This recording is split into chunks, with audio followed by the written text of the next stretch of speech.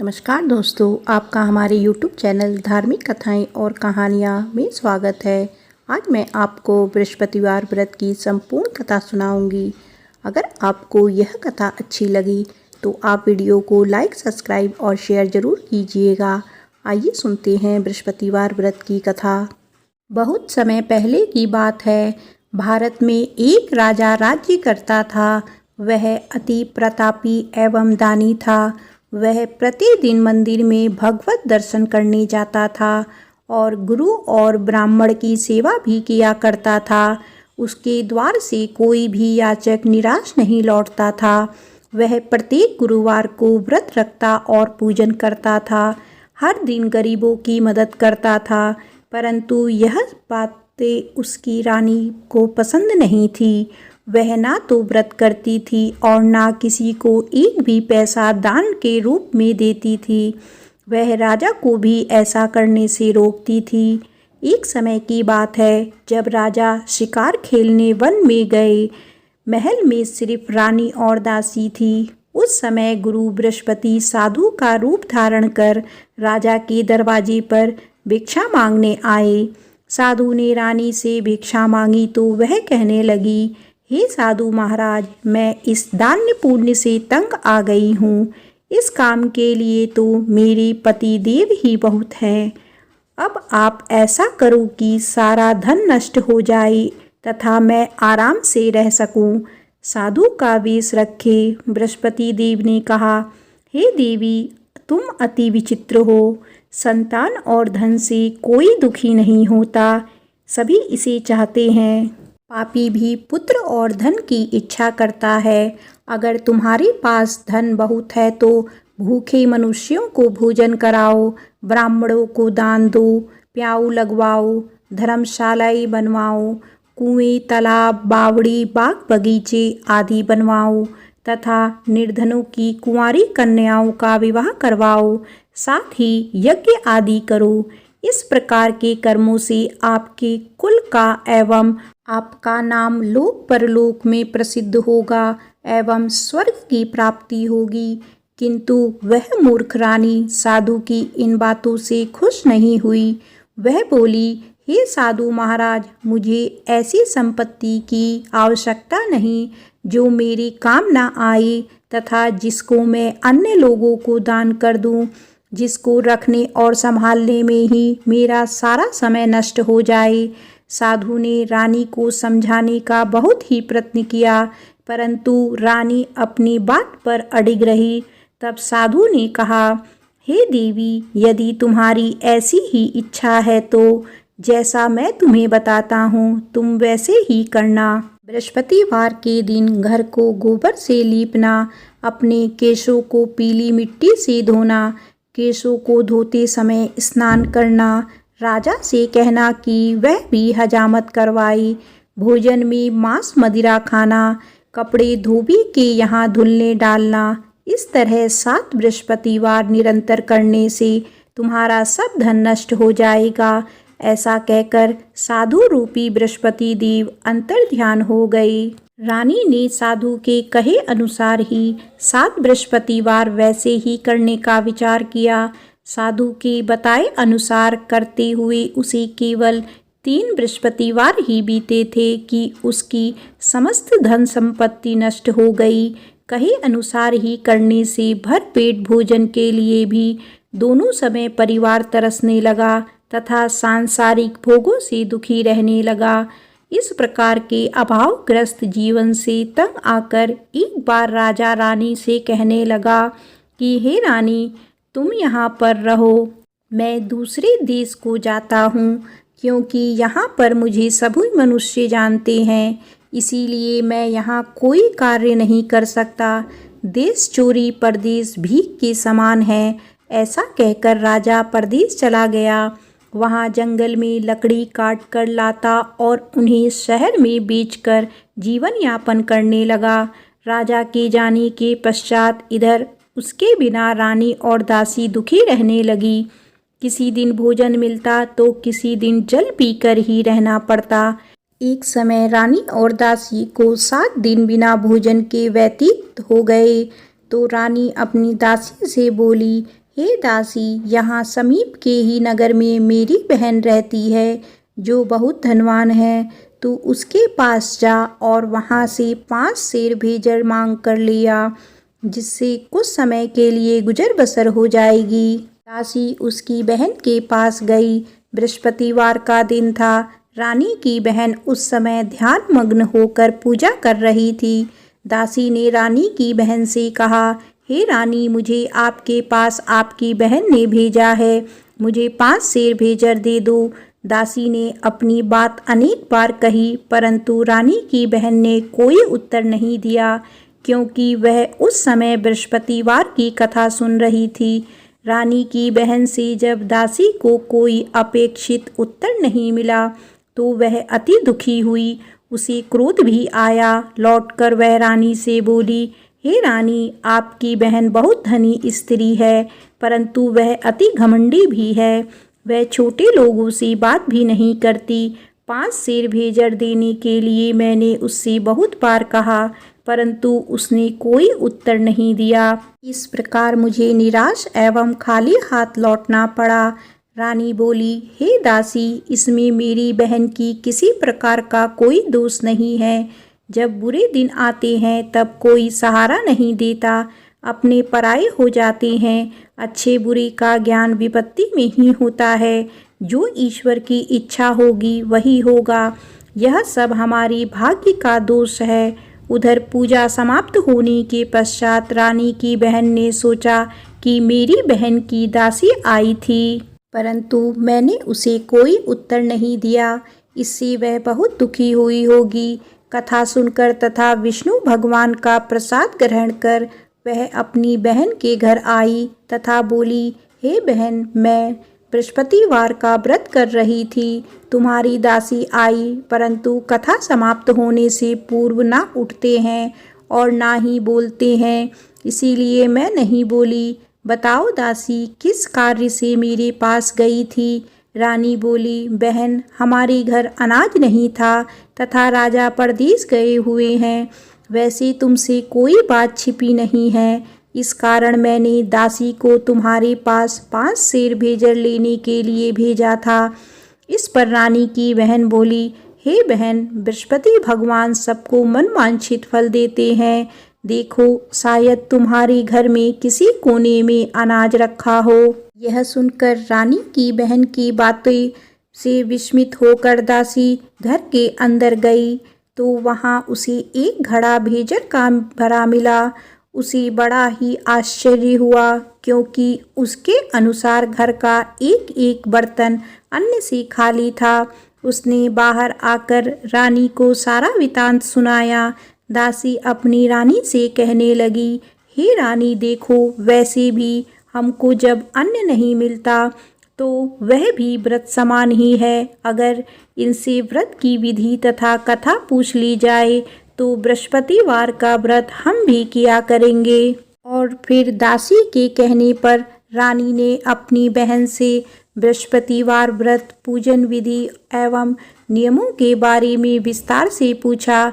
उन्होंने बताया, जो बृहस्पतिवार के व्रत में चने की दाल और मुनक्का से विष्णु भगवान का केले की जड़ में पूजन कर दीपक जलाता है, पीला भोजन करता है, पीले वस्त्र धारण करता है तथा प्रेम पूर्वक बृहस्पति भगवान की कथा सुनता है, इस प्रकार करने से गुरु भगवान उस भक्त से प्रसन्न होते हैं, धन, अन्न, पुत्र देते हैं, मनवांछित मनोकामना पूर्ण करते हैं।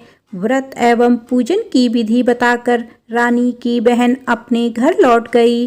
तत्पश्चात रानी और दासी दोनों ने निश्चय किया कि बृहस्पति देव भगवान का व्रत एवं पूजन जरूर करेंगे।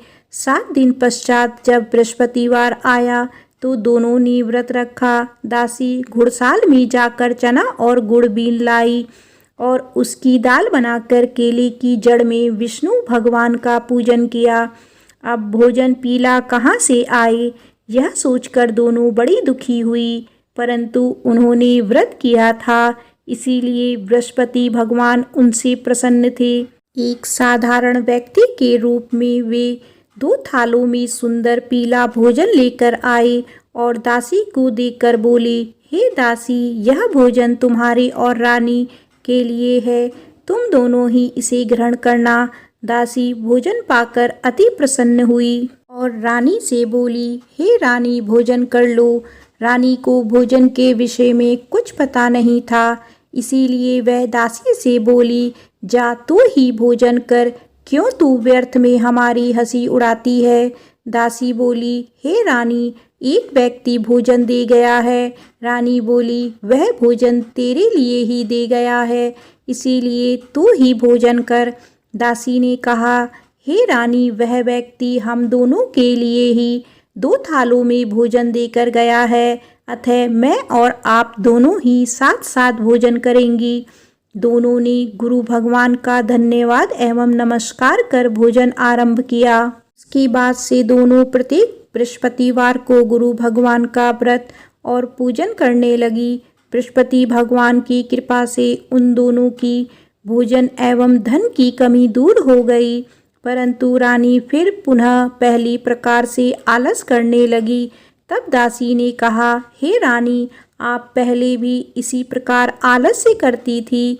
आपको धन संभालने एवं दान देने में कष्ट होता था, इसी कारण सभी धन नष्ट हो गया और हमारी ऐसी दुर्दशा हो गई। अब गुरु भगवान की कृपा से धन मिला है तो आपको फिर आलस हो रहा है।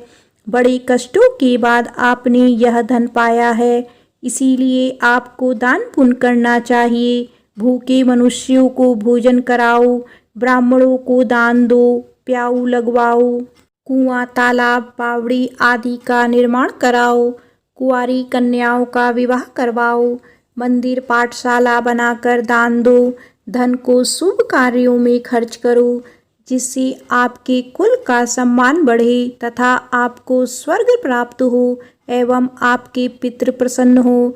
दासी की बात मानकर रानी ने इसी प्रकार के सत्कर्म करने प्रारंभ कर दिए।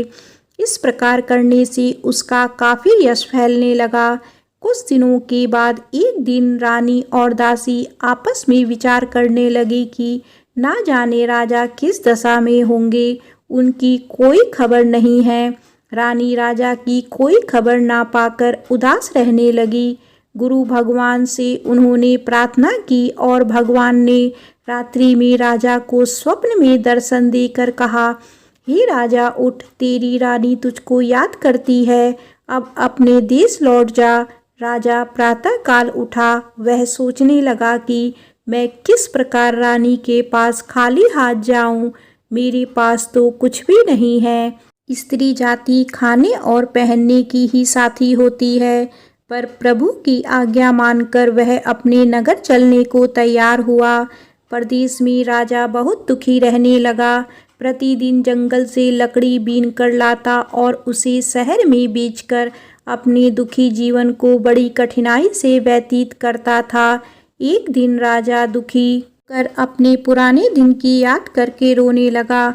उस जंगल में बृहस्पति देव एक साधु का रूप धारण करके आए और राजा से बोले, हे लकड़हारे, तुम इस वियायान जंगल में किस चिंता में बैठे हो, मुझे बताओ। यह सुनकर राजा की आंखों में आंसू भर आए और वह साधु को प्रणाम करके बोला, हे प्रभु, आप सब कुछ जानने वाले हैं। इतना कहकर राजा ने साधु को अपनी समस्त व्यथा सुना दी।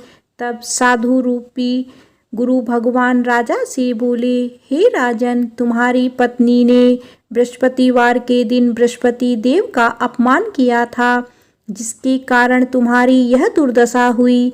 अब तुम किसी प्रकार की चिंता मत करो, भगवान तुम्हें पहले से अधिक धन प्रदान करेंगे। देखो, तुम्हारी पत्नी ने बृहस्पतिवार का व्रत आरंभ कर दिया है। अब तुम भी बृहस्पतिवार का व्रत करके चने की दाल व गुड़ जल को लोटे में डालकर केले का पूजन करो, फिर कथा कहो या सुनो। भगवान तुम्हारी सभी इच्छाएं की पूर्ति करेंगे। साधु के वचन सुनकर राजा बोला, हे प्रभु, मुझे लकड़ी बेचने के पश्चात इतना पैसा भी नहीं बचता कि भोजन करने के उपरांत कुछ भी बचा सकूं। मैंने रात्रि में अपनी रानी को व्याकुल एवं व्यथित देखा है। मेरे पास कोई साधन नहीं जिससे उसका समाचार भी जान सकूं। इसके अतिरिक्त मैं बृहस्पति देव की कथा भी नहीं जानता, जिसे कह या सुनकर मैं व्रत धारण कर भगवान बृहस्पति देव का पूजन कर सकूं। साधु ने कहा, हे राजा, तुम किसी बात की चिंता ना करो। बृहस्पतिवार के दिन तुम नित्य की भांति लकड़ियां लेकर शहर में जाओ। तुम्हें रोज से दुगना धन प्राप्त होगा, जिससे तुम भली भांति भोजन कर लोगे तथा गुड़ एवं चने का प्रसाद खरीदकर बृहस्पति देव की पूजा भी कर सकते हो। बृहस्पतिवार की कहानी इस प्रकार से है। प्राचीन समय में एक बहुत ही निर्धन ब्राह्मण था। उसके कोई संतान नहीं थी। ब्राह्मण नित्य पूजा पाठ करता। ब्राह्मण स्वभाव से दयालु तथा धार्मिक विचारों वाला व्यक्ति था, परंतु उसकी पत्नी बहुत मलिनता के साथ रहती थी। वह ना तो स्नान करती थी और ना किसी देवता की पूजा करती। सुबह उठते ही सर्वप्रथम भोजन करती, बाद में घर के अन्य कार्य करती। अपनी पत्नी की ऐसी आदत के कारण ब्राह्मण देवता बहुत दुखी थे। वह अपनी पत्नी को बहुत समझाते, किंतु उसका कोई परिणाम ना निकलता। भगवान की कृपा से ब्राह्मण की स्त्री के कन्या उत्पन्न हुई। वह कन्या ब्राह्मण के घर में बड़ी होने लगी। वह बालिका प्रातः काल ही स्नान करके भगवान विष्णु का जप करती, बृहस्पतिवार का व्रत भी करने लगी। पूजा पाठ समाप्त कर पाठशाला जाती तो अपनी मुट्ठी में जौ भर कर ले जाती और पाठशाला जाने के रास्ते में डालती जाती। भगवान बृहस्पति की कृपा से वही जौ स्वर्ण के हो जाते थे, तो लौटते समय उनको बीनकर घर ले आती। एक दिन वह बालिका सूप में उन सोने के जौ को फटक कर साफ कर रही थी। तभी उसकी माँ ने उसे देख लिया और कहा, हे बेटी, सोने के जौ को फटकने के लिए सूप भी सोने का ही होना चाहिए। दूसरे दिन बृहस्पतिवार था। कन्या ने व्रत रखा और भगवान बृहस्पति से प्रार्थना करके कहा, हे प्रभु, यदि मैंने सच्चे मन से श्रद्धा पूर्वक आपका पूजन एवं व्रत किया हो तो कृपया करके मुझे सोने का सूप दे दो। बृहस्पति देव ने उसकी प्रार्थना स्वीकार कर ली। नित्य की भांति वह कन्या जौ फैलाती हुई पाठशाला चली गई। पाठशाला से लौटते कर जब वह जौ बीन रही थी तो बृहस्पति भगवान की कृपा से उसे सोने का सूप प्राप्त हुआ। उस सोने के सूप को वह घर ले आई और उसमें जौ साफ करने लगी, परंतु उसकी माँ का आचरण वैसा ही रहा। एक दिन वह कन्या सोने के सूप में जौ साफ कर रही थी। उसी समय अचानक उस नगर का राजकुमार वहां से होकर निकला। कन्या के रूप एवं कार्य को देखकर राजकुमार कन्या पर मोहित हो गया। राजमहल लौटकर राजकुमार अन्न तथा जल त्याग कर उदास होकर लेट गया। राजा को जब अपने पुत्र द्वारा अन्न जल त्यागने का समाचार प्राप्त हुआ तो अपने मंत्रियों के साथ वह राजकुमार के पास आई और बोली, हे बेटा, तुम्हें किस बात का दुख है? किसी ने तुम्हारा अपमान किया है अथवा कोई और कारण है तो मुझे बताओ, मैं वही करूँगा जिससे तुम प्रसन्न होगे। राजकुमार ने अपने पिता की बातें सुनी तो वह बोला, आपकी कृपा से मुझे किसी प्रकार का कष्ट नहीं है। किसी ने मेरा अपमान भी नहीं किया है, परंतु मैं उस कन्या के साथ विवाह करना चाहता हूँ जो सोने के सूप में सोने के जौ फटक रही थी। यह सुनकर राजा आश्चर्य में पड़ गया और बोला, हे राजकुमार, इस तरह की कन्या का पता तुम लगाकर मुझे बताओ, मैं तुम्हारा विवाह उसके साथ अवश्य ही करा दूंगा। राजकुमार ने प्रसन्न होकर राजा को उस ब्राह्मण कन्या के घर का पता बताया। राजा के आदेश पर मंत्री उस कन्या के घर गया और राजा को आदेश ब्राह्मण को कह सुनाया। 6 दिन बाद ब्राह्मण की कन्या का विवाह राजकुमार के साथ हो गया। घर से कन्या के विदा होते ही उस ब्राह्मण के घर में पहले की तरह निर्धनता वापस आने लगी। अब भोजन के लिए अनाज भी बड़ी मुश्किल से मिलता था। एक दिन दुखी होकर ब्राह्मण देवता अपनी बेटी से मिलने गए। बेटी पिता की ऐसी अवस्था को देखकर अत्यंत दुखी हुई और उसने अपनी माँ का समाचार पूछा। ब्राह्मण ने पुत्री को सभी हाल कह सुनाया। पुत्री ने अपने पिता को बहुत सा धन देकर विदा कर दिया। इस प्रकार ब्राह्मण का कुछ समय सुखपूर्वक व्यतीत हुआ, लेकिन धन समाप्त होने के बाद स्थिति पूर्ववत हो गई। ब्राह्मण फिर अपनी पुत्री के यहाँ गया और उससे सभी हाल कह सुनाया। पुत्री बोली, हे पिताजी, आप अपने साथ माताजी को यहाँ लिया लाओ। मैं उन्हें वह विधि बता दूंगी जिससे दरिद्रता दूर हो जाएगी। ब्राह्मण देवता अपनी पत्नी को साथ लेकर अपनी पुत्री के पास राजमहल पहुँचे तो पुत्री अपनी माँ को समझाने लगी, हे माँ, तुम सुबह उठकर सर्वप्रथम स्नान आदि करके भगवान विष्णु का पूजन किया करो तो सब निर्धनता दूर हो जाएगी। तो उसकी माँ ने उसकी एक ना मानी। वह सुबह उठकर सर्वप्रथम अपनी पुत्री के घर में बचा जूठन खा लेती थी। एक दिन उसकी बेटी को अपनी माँ पर बहुत गुस्सा आया। उसने उस रात को कोठरी में खाने का सारा सामान निकालकर अपनी माँ को उसमें बंद कर दिया। प्रातः कोठरी से अपनी माँ को निकालकर तथा स्नान आदि कराकर पूजा पाठ करवाया तो उसकी माँ की बुद्धि ठीक हो गई। इसके बाद वह प्रतिदिन पूजा पाठ करती और प्रत्येक बृहस्पतिवार को व्रत भी रखने लगी। इस व्रत के प्रभाव से उसकी माँ भी अत्यंत धनवान तथा पुत्रीवती हो गई और बृहस्पति देवता की कृपा से वृद्धावस्था में मृत्यु को प्राप्त कर स्वर्ग को गई। वह ब्राह्मण भी सुखपूर्वक इस लोक का सुख भोग कर स्वर्ग को प्राप्त हुआ। इस प्रकार कहानी कहकर साधु देवता वहाँ से अंतर्ध्यान हो गए। धीरे धीरे 6 दिन का समय बीत गया तथा बृहस्पतिवार का दिन आ गया। लकड़हारा रूपी राजा जंगल से लकड़ी काटकर किसी शहर में बेचने गया। आज उसे और उस दिनों से अधिक धन मिला। राजा ने चना, गुड़ आदि लाकर भगवान विष्णु का पूजन किया तथा बृहस्पतिवार का व्रत किया। उस दिन से उसके सभी कष्ट दूर हो गए, परंतु अगले बृहस्पतिवार को वह व्रत करना भूल गया। इसी कारण बृहस्पति भगवान उससे रुष्ट हो गए। उस दिन उस नगर के राजा ने विशाल यज्ञ का आयोजन किया तथा अपने समस्त राज्य में घोषणा करवा दी कि कोई भी मनुष्य अपने घर में भोजन ना बनाए और आग भी ना जलाए। सब लोग मेरे यहाँ भोजन करने आए। इस आज्ञा को जो नहीं मानेगा उसको सूली पर लटका दिया जाएगा। राजा की आज्ञानुसार राज्य के सभी निवासी राजा के भोज में सम्मिलित होने गए, परंतु लकड़हारा कुछ विलंब से पहुंचा। इसीलिए राजा उसको भोजन कराने अपने साथ महल में ले गए। जब राजा लकड़हारे को भोजन करा रहे थे तो रानी की दृष्टि उस खूंटी पर पड़ी जिस पर उसका नौलखा हार लटका हुआ था। उसे खूंटी पर हार लटका दिखाई नहीं दिया। रानी को निश्चय हो गया कि मेरा हार इस लकड़हारे ने चुरा लिया है। उसी समय रानी की जिद पर राजा ने सैनिक बुलवाकर लकड़हारे को जेल में डलवा दिया।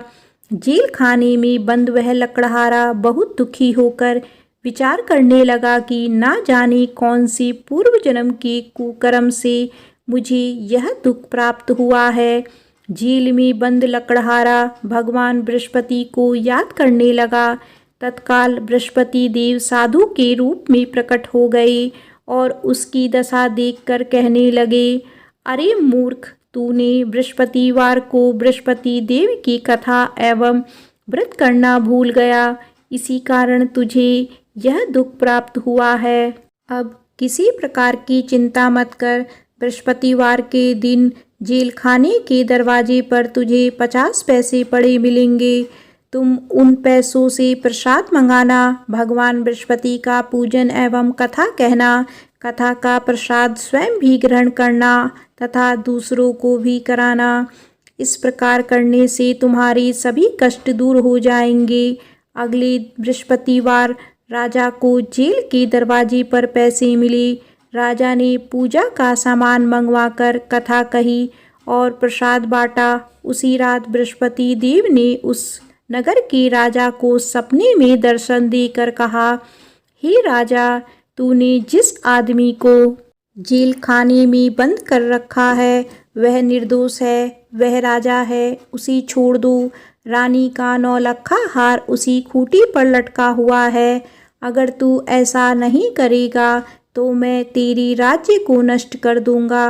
राजा सुबह उठा और खूंटी पर हार लटका देखकर लकड़हारे को बुलाकर उससे क्षमा याचना की तथा राजा के योग्य सुंदर वस्त्र आभूषण भेंट करके उसे विदा किया। बृहस्पति देव की आज्ञानुसार राजा अपने नगर को चल दिया। जब वह नगर के निकट पहुंचा तो उसे बहुत आश्चर्य हुआ। वहां पहले से अधिक तालाब, बाग और कुएं तथा बहुत सी धर्मशालाएं, मंदिर आदि बने हुए थे। राजा ने जब नगरवासियों से पूछा कि यह बाग, तालाब, धर्मशालाएं एवं कुएं किसके द्वारा बनाए गए हैं, तब नगर के सब लोग कहने लगे कि यह सब रानी और दासी द्वारा बनाए गए हैं। राजा को बहुत आश्चर्य हुआ और क्रोध भी आया। जब रानी ने यह खबर सुनी कि राजा आ रहे हैं तो उसने दासी से कहा, हे दासी, देख, राजा हमें अति दीन अवस्था में छोड़ गए थे। वह हमारी ऐसी हालत देखकर कहीं द्वार से ही ना लौट जाएं, इसीलिए तू द्वार पर खड़ी हो जा। रानी की आज्ञानुसार दासी दरवाजे पर खड़ी हो गई। जब राजा आई तो उन्हें अपने साथ महल में लिवा लाई। तब राजा ने क्रोध करके अपनी तलवार निकाली तथा रानी से पूछा, बताओ, धन तुम्हें कैसे मिला, किस प्रकार प्राप्त हुआ? तब रानी ने कहा कि हमें यह सब धन बृहस्पति देव के व्रत के प्रभाव से प्राप्त हुआ है। अब राजा ने निश्चय किया कि 7 दिन बाद तो सभी बृहस्पति देव का पूजन करते हैं, परंतु मैं प्रतिदिन में 3 बार कथा कहा करूँगा तथा नित्य व्रत किया करूँगा। अब हर समय राजा के दुपट्टे में चने की दाल बंधी रहती तथा दिन में 3 बार वह कथा कहता। ऐसे ही एक दिन राजा ने विचार किया कि चलो अपनी बहन के यहाँ हो आवे।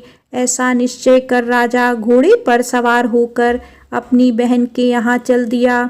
मार्ग में उसने देखा कि कुछ आदमी एक मुर्दे को लिए जा रहे हैं। उन्हें रोककर वह कहने लगा कि अरे भाई, कुछ देर मेरी बृहस्पतिवार की कथा सुन लो। वे बोले, लो, हमारा आदमी मर गया है, इसको अपनी कथा की पड़ी है। परंतु कुछ आदमी बोले, अच्छा कहो, हम तुम्हारी कथा भी सुनेंगे। राजा ने दाल निकाली और कथा कहनी शुरू कर दी।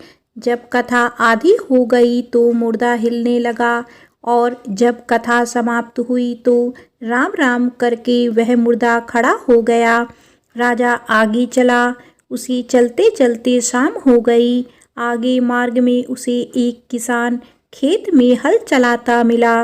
राजा उससे बोला, अरे भैया, तुम मेरी बृहस्पतिवार की कथा सुन लो। किसान बोला, जब तक मैं तेरी कथा सुनूंगा तब तक 4 हरैया जोत लूँगा।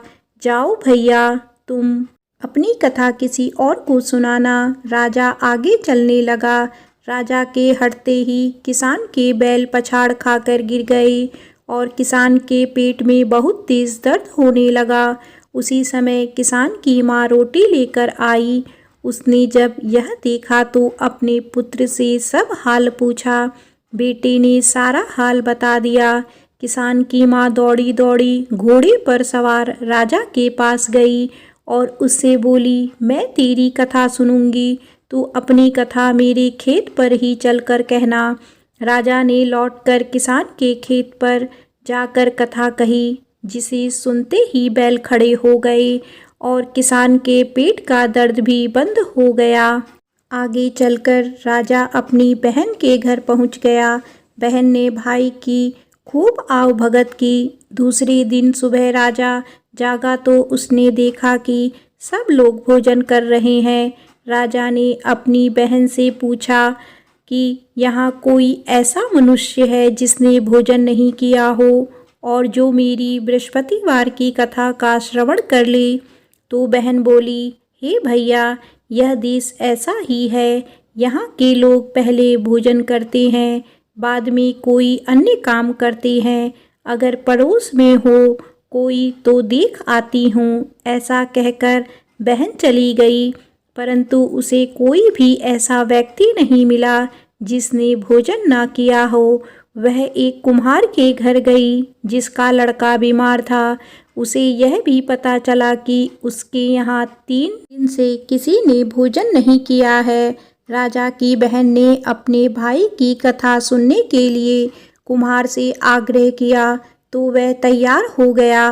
राजा ने जाकर बृहस्पतिवार की कथा कही, जिसको सुनकर कुम्हार का लड़का ठीक हो गया। अब तो राजा की हर जगह प्रशंसा होने लगी।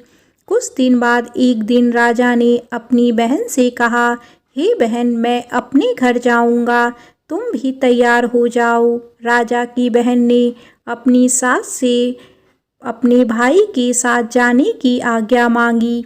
सास बोली, चली जा, परंतु अपने लड़कों को यहीं छोड़ जाना, क्योंकि तेरे भाई के कोई संतान नहीं होती है। बहन ने भाई से कहा, हे भैया, मैं तो चलूंगी, परंतु कोई बालक नहीं जाएगा। राजा ने कहा, जब कोई बालक साथ नहीं चलेगा तब तुम ही क्या करोगी। दुखी मन से राजा अपने नगर को लौट आया। राजा अपनी रानी से बोला, हम निर्वंशी राजा हैं, हमारा मुँह देखने का भी धर्म नहीं है। वह उदास होकर बिना भोजन किए शैया पर लेट गया। रानी बोली, हे प्रभु, भगवान बृहस्पति ने हमें सब कुछ दिया है, वे हमें संतान भी अवश्य देंगे। उसी रात बृहस्पति देव ने राजा को स्वप्न में दर्शन देकर कहा, हे राजा, उठ, सभी सोच को त्याग दे, तेरी रानी गर्भवती है। राजा को यह जानकर अति प्रसन्नता हुई। 9वें महीने में रानी के गर्भ से एक सुंदर पुत्र रूपी रत्न पैदा हुआ।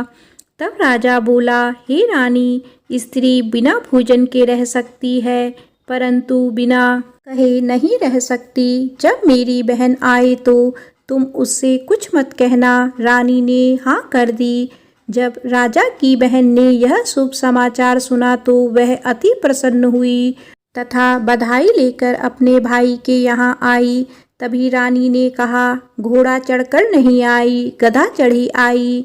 राजा की बहन बोली, भाभी, मैं इस प्रकार ना कहती तो तुम्हें औलाद कैसे मिलती। भगवान बृहस्पति ऐसे ही हैं, जैसी जिसके मन में कामनाएं हैं सभी को पूर्ण कर मनवांछित फल देते हैं। जो श्रद्धा पूर्वक बृहस्पतिवार का व्रत करता है एवं कथा पढ़ता है अथवा सुनता है और दूसरों को सुनाता है, बृहस्पति देव उसकी सभी मनोकामनाएं पूर्ण करते हैं। बृहस्पति देव उनकी सदैव रक्षा करते हैं। जो श्रद्धा एवं संपूर्ण आदर भाव से बृहस्पति देव का पूजन एवं सच्चे दिल से व्रत करते हैं, उनकी सभी मनोकामनाएं पूर्ण होती हैं। सच्चे मन एवं हृदय से रानी और राजा ने बृहस्पति देव की कथा का गुणगान किया।